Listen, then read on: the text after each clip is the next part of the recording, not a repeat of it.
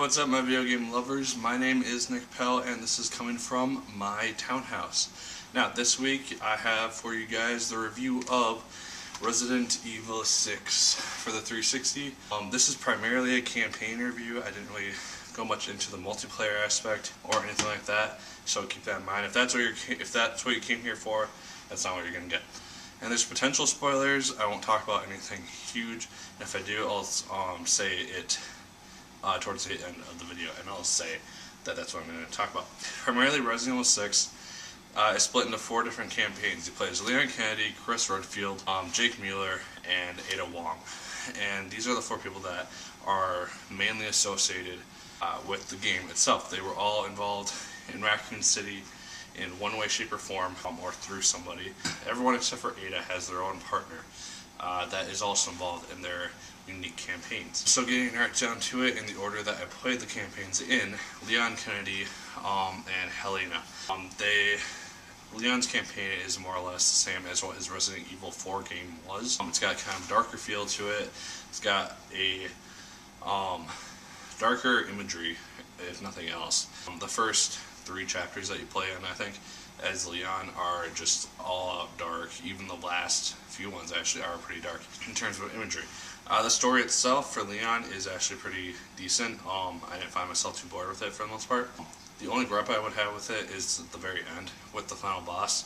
The only thing I noticed with it is how many times you had to fight the guy, because it seems like most of the times the guy's dead, you don't have to deal with him anymore, and you can move on. Nope, comes back in even more forms, and it just kind of annoyed me. During the last final fight, he showed up again, and I was like, are you freaking kidding me?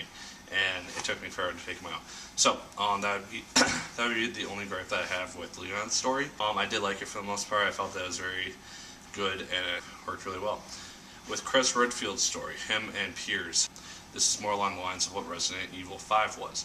And by saying that, I mean like it's more of a shoot 'em up for the most part. It has more of a Call of Duty feel, and you're basically going to be surrounded by a lot of enemies a lot of the time. He has a very interesting campaign because it's kind of a fallen hero, kind of building himself back up type of story. I felt that worked really well. His imagery is definitely not nearly as dark.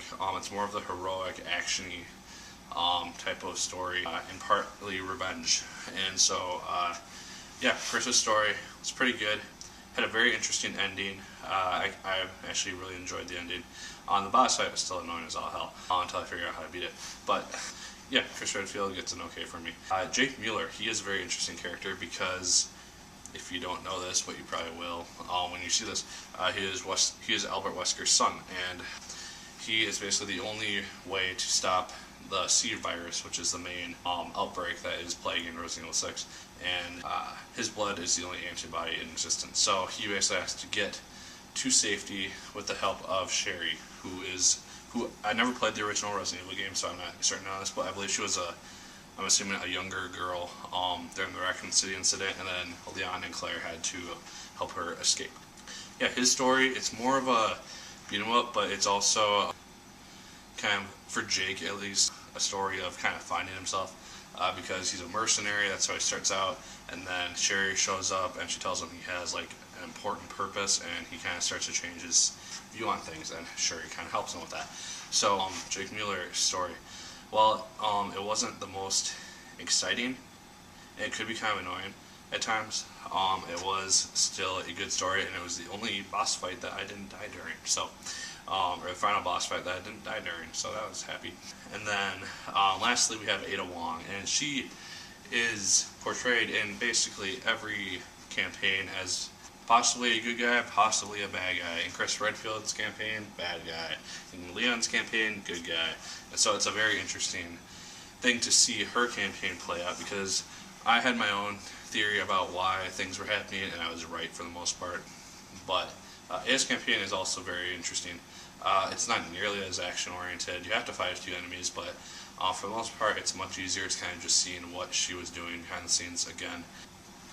And yeah, one thing that I would say, what kind of bugged me for all of these campaigns, is how sudden the endings were with all of them. Because you finish the final boss, you get a cutscene, and then it just kind of ends. No resolution, except for after the credits, it gives like a small thing. But it doesn't show really how the virus was stopped.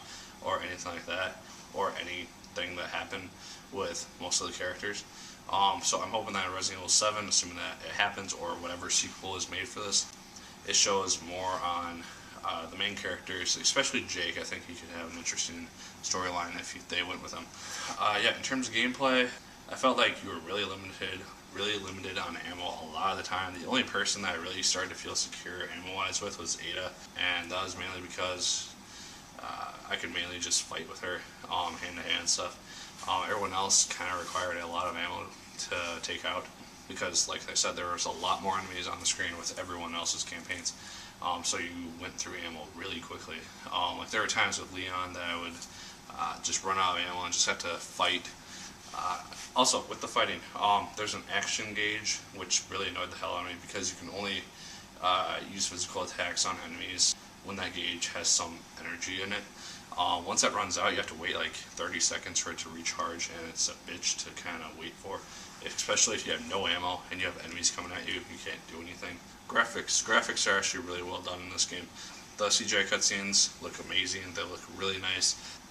There's no quick time events in any of the cutscenes, which kind of a little bit disappointed with, because I know that in at least Resident Evil 4, I'm not certain if there were in Resident Evil 5, but I know that cutscenes had quick time events associated with them, where you had to press a button to not get killed. So I was waiting for those a lot of times, but they never really happened, and so that was a little bit disappointing. But yeah, some of the quick time events really irritating, because you have like a second to hit a button, and half the time you don't even realize what button you have to hit, or that you're in a quick time event until it's too late and then you're done. Yeah, overall I did actually enjoy the game. I thought the story was actually really well done. It did have some gaps in terms of what was happening. I felt it could have been better if they just threw all the campaigns into one big campaign, and then just had you switch off as people, just like as events are happening, and like go back and forth between different characters. I felt it would have made the game kind of more fluid, and it would have made a lot more sense in terms of what everyone is doing during these events. So yeah, overall I enjoyed it. Each campaign is about 6 hours long, give or take, depending on how long you take. I would recommend it. If you're into Resident Evil and you enjoy the games, buy it.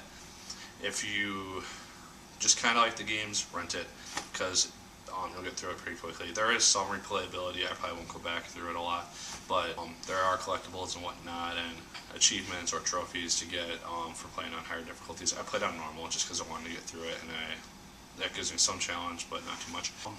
There's also a lot of repetition in the game in terms of different things that everyone has to do. Like, there's a spot in every campaign where you have to find 3 keys that are scattered around somewhere, and you have the same monster coming after you for each campaign. And there's other things like that too. And so that got kind of predictable and somewhat annoying by the 4th time I had to do it. But I don't know. Yeah, that's my review. Hope you enjoyed it. Like, favorite, comment, or subscribe if you so choose. I would appreciate it immensely. Hope this wasn't too long, and I have no idea when this is coming out. So, as always, my name is Pell, and once again, my good people, keep on gaming.